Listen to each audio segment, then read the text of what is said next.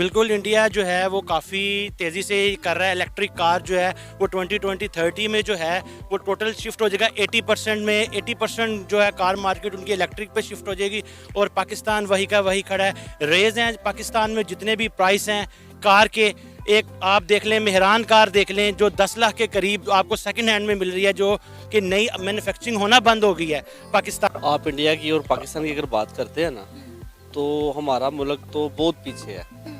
अगर मैं ये कहूँ ना कि हमारा मुल्क पाकिस्तान से भी पीछे है, पाकिस्तान ही नाम है हमारे मुल्क का, तो ये भी कहना एक हैरानकुन होगा कि पाकिस्तान से भी पीछे है हमारा मुल्क। अच्छा। तो इंडिया की जो बात करते हैं वो दुनिया की तीसरे नंबर पे मौशत आती है वो। तो वहाँ पे आप गाड़ियों की बात कर ले, कोई भी चीज़ ले लें उनकी, वो माशाल्लाह तरक्की कर रहा है। हमारे पास इतने मसाइलिस्तान बन चुका है पाकिस्तान। एक्चुअली जो भी कोई नई कंपनी आती है, लोगों का इंटरेस्ट रेट अब यहाँ से लोगों का तकरीबन लगभग ख़त्म हो चुका है। इसकी बेसिक वजह जो है वो सियासी अदम इंडिया वर्ल्ड की 5th लार्जेस्ट इकोनॉमी बन गया आज के इस टाइम के अंदर। देखो तो देखेंगे आज की जंगें तो एटम बम की जंग तो रही नहीं, इकोनॉमी की जंग है। इकोनॉमी की जंग इंडिया हमसे जीत गया, तो आगे क्या तस्वर करेंगे, क्या सोचेंगे कि एक जो कि जिसे हम दुश्मन कहते हैं, दुश्मन तो चांद पर पहुंच गया, चांद से आगे मरीख पर पहुंच गया, हम कहाँ रिलायबल कर रहे हैं, हम तो अभी चांद पर भी नहीं जा सके। खतरा तो तब आपको होगा जब आपका वजूद बाकी रह जाएगा, ठीक है। इसमें तो ये होगा कि आपका वजूद ही बाकी नहीं रहेगा। आप कितनी देर तक सस्टेन करेंगे, कितनी देर तक आप रिलाई करेंगे। आपका जो इकोनॉमिकल बैकग्राउंड है या वो उसका स्ट्रक्चर ही कोई नहीं है, ठीक है। तो आप एक दो गाड़ियाँ जा रही हैं, वो कैसे कितनी हद तक एक पेस में आ सकती हैं अगर वो उनका वो पैरेलल ले रहे जो कि पाकिस्तान मतलब कि इस टाइम तरक्की नहीं कर पा रहे हैं। वजह पाकिस्तान आज तक अपना एक भी ब्रांड जो है गाड़ियों के हवाले से नहीं बना सका। हमने आज तक यहाँ पर सिर्फ गाड़ियाँ मैन्युफैक्चर की हैं, हमने कोई भी खुद से एक गाड़ी तैयार नहीं की। और अपना मुआवजा हम हर काम में इंडिया से करते हैं। आपने बिल्कुल सही कहा, हम वैसे इंडिया को आंखें दिखाते हैं लेकिन हर काम में इंडिया से पीछे है। इंडिया अपनी गाड़ियों की मैन्युफैक्चरिंग खुद कर रहा है। इंडिया कार मैन्युफैक्चरिंग हब बन चुका है और हम आज तक जो है वो अपनी गाड़ियों के पार्ट्स भी नहीं बना सके। ने दुनिया की तेज तरीन कार मैन्युफैक्चर कर ली है। आपको पता है कि महिंद्रा पहले ही बहुत मुनासिब पैसों में बड़ी अच्छी गाड़ियां जो है वो तैयार करता था और अब जो है उन्होंने दुनिया की तेज तरीन गाड़ी जो है मैन्युफैक्चर कर ली है। क्या कहेंगे, इंडिया कहाँ जाता हुआ दिखाई दे रहा है? में तो ऑल्टो की तरफ आप आ जाएं, 22 लाख की कार है, उसमें हमें फीचर कोई नहीं मिलता, एयर बैग कोई नहीं मिलता है, जो सेफ्टी मेजर्स हैं उसमें ना होने के बराबर हैं। मैं ये कहूँगा कि इंडिया को जो आप आंखें दिखाते हैं, इस काम में आंखें दिखाएं आपके, वो जो हैं अपनी मैन्युफैक्चरिंग को बेहतर करें, उनसे कम्पीट करें। 2020-30 में जो है वो टोटली वो इलेक्ट्रिक पे शिफ्ट हो रहे हैं, तकरीबन 80% मूव करेंगे इलेक्ट्रिक पे। हम वहीं पे है, प्राइस रेज हैं, ठीक है। टैक्सेस इतने ज़्यादा इंक्लूड कर दिए गए हैं कि हम लोग जो है वो मार्केट में अनेबल है परचेजिंग से। रीसेल्स वैल्यू जो है, हम कोई भी कार ले लें, सारी इजारादारी जो है वो होंडा पे है, ठीक है, उसके बाद टोयोटा पे है और सुजुकी पे है। कोई तीसरा माफिया आता भी है अंदर तो उसको आने नहीं दिया जा रहा कि हम जो है वो कम्पीट कर सकें। इजी टू एक्सेस हो, लग्जरी कार हो, इलेक्ट्रिक हो, हम जो है ना नहीं कर सकते इसमें। इस वजह से नहीं बना सके कि हम इकोनॉमिकली जो हैं वो डिमोलिश हो चुके हैं, जिसकी वजह से हम जो मैन्युफैक्चरिंग यूनिट जो हैं, जो हम दुनिया जो यहाँ पे आके अपने मैन्युफैक्चरिंग यूनिट लगाना चाहती है, हम उसमें भी टैक्स मांगते हैं, हम उसमें भी जो है डीप पॉकेट्स मांगते हैं, जिसकी वजह से हम यहाँ पे मैन्युफैक्चरिंग ही नहीं कर पा रहे। हम यहाँ पे इंटरनेशनल मार्केट को इंटरनेशनल कम्पीट ही नहीं कर पा रहे कि हम उन कंपनियों को अपने जो है वो ठेके दें, उन कंपनियों के साथ जो है इश्तराक करें कि जो कि पहले से ही सस्ती कार बना रही है, सस्ता हो सिस्टम। इसी वजह से हो सकता है कि हम अपने इंटरनेशनल मार्केट में जो इंटरनेशनल दोस्तों को आएँ और कहें यहाँ पे यूनिट लगाएं और उन्हें बिजली सस्ती दें।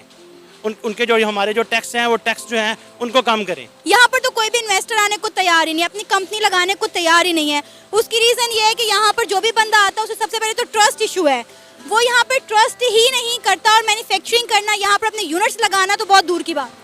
ट्रस्ट इसी तरह पैदा होगा ना कि आप जो हैं वो इंटरनेशनल मार्केट में कम्पीट करें, आप अपना ट्रस्ट पैदा करें। ट्रस्ट कैसा पैदा होगा? आप अपनी जो हुकूमत है उसमें स्टेबिलिटी लाएं, आप अपनी जो पॉलिसीज़ हैं उन पॉलिसीज़ को रिवाइज़ करें। इसी वजह से ट्रस्ट नहीं करता ना कि उसको यहाँ पे टैक्सेस बहुत ज़्यादा हैं, उसको यहाँ पे। सर, हर बड़ी कंपनी, हर बड़ा इन्वेस्टर जो है वो इंडिया में जाकर इन्वेस्ट करने को तैयार है, लेकिन पाकिस्तान की तरफ कोई देखना भी पसंद नहीं करता। वजह से देखना नहीं पसंद करता कि इसके जो हालात हैं वो डे बाय डे जो हैं वो इकोनॉमिकली जो हैं वो डिमोलिश हो चुके हैं। इसके पॉलिटिकली भी जो है असरात हैं, 24 घंटे जो हैं वो सड़कों पे हैं। तो आपके मुल्क में कौन जो है वो आगे इन्वेस्टमेंट करेगा इस ऐसे हालात में? आप मुझे खुद ही बताएं कि जब एक हुकूमत जो है उसको चलने भी नहीं दिया जाएगा, दूसरा बंदा सड़कों पे आ जाएगा, पूरा इस्लामाबाद से लेके पेशावर से लेके लाहौर तक को आप ब्लॉक कर देंगे, ठीक है। तो ऐसे इशू में हर 6 माह बाद, हर साल बाद एक हुकूमत चलती नहीं है, तो ऐसे इशू में इंटरनेशनल मार्केट कहाँ पे आपके पास आएगी। अपने आप को स्टेबल करें, इकोनॉमिकली भी करें, पॉलिटिकली भी करें, और अपने जो पॉलिसीज़ हैं उसे रिवाइज़ किया जाए, टैक्सेस को जो है वो रिवाइज़ किया जाए। अब देखें लग्जरी आइटम जितनी भी हैं उन पे उन्होंने टैक्स इम्पोज किया हुआ है, हत्ता कि हमारी अपनी कार है, हम उसका जो है वो पार्ट इंपोर्ट नहीं कर सकते। कोई चीज़ ख़राब हो रही है, हम दीवार में की लगा के उसको वहाँ पे लगा रहे हैं, ना कि हम उसको इंपोर्ट कर सकें, उनको चला सकें। ये लग्जरी जो है इसको रिवाइज़ किया जाए, टैक्स को, लग्जरी आइटम्स को आने दिया जाए। डॉलर के इवज़ जो है वो आप लोग जो हैं वो कम्पीट करें, तो फिर ये है कि आप इंटरनेशनल मार्केट आपकी तरफ देखे। इंटरनेशनल मार्केट को कुछ आपकी तरफ नज़र आएगा तो फिर वो यहाँ पे मैन्युफैक्चरिंग करेगी ना। महिंद्रा ने दुनिया की सबसे तेज तरीन कार जो है मैन्युफैक्चर कर ली है। और अगर हम बात करें पाकिस्तान की, तो पाकिस्तान का अभी तक कोई अपना ब्रांड नहीं है। यहाँ पर गाड़ियाँ सैम्बल तो होती हैं, वो भी बड़े महंगे दामों आवाम को मिलती है। अगर हम बात करें इंडिया की, तो इंडिया एक मैन्युफैक्चरिंग हब बन चुका है, वहाँ पे हर आदमी जो है इजीली कार अफोर्ड कर सकता है। लेकिन यहाँ पर पाकिस्तान का कोई भी मिडिल क्लास जो बंदा है वो कार लेने के लिए 100 दफ़ा सोचेगा कि वो कार ले या फिर घर। क्या कहेंगे आप इस हवाले से?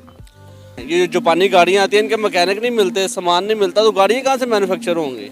मेरे कहने का मतलब समझे ना आप, क्यों हमें मैकेनिक नहीं मिलते, पार्ट्स नहीं मिलते, पार्ट्स भी हमें बाहर से मंगवाने पड़ते हैं, और वो अच्छी खासी कीमत होती है उन पार्ट्स की भी।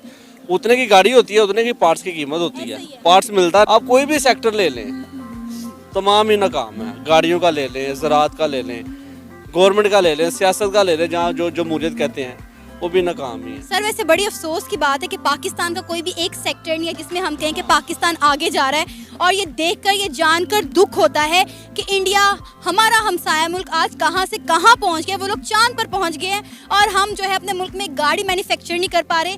यहाँ पर अगर हम बात करें तो मिडिल क्लास जो तबका है वो सोचता ही है कि सारी पूंजी जमा करके या तो वो अपना घर ले ले या फिर वो गाड़ी ले ले। ऐसे ही है, आप सही कह रहे हैं, गाड़ियों की कीमतें भी घरों के बराबर है। ऐसे ही है। अब 50 लाख का घर आ जाता है और 50 लाख की छोटी गाड़ी। अब छोटी गाड़ी आल्टो ही ले लें आप, ये जो VXL है, यही गाड़ी कम से कम 25-26 लाख की कस्टमर को पड़ती है। तो वो सोचता है कि यार मैं कोई प्लाट ले लूँ अपने बच्चों का, बेटी का, बेटे का, कोई फ्यूचर बन जाए। इंडिया हमारे से GDP में भी और ग्रोथ रेट भी, उनका जो वैल्यूज़ है इकोनॉमिकल, वो बहुत आगे है। हम तो ज़ीरो लेवल से भी नीचे चले गए हैं।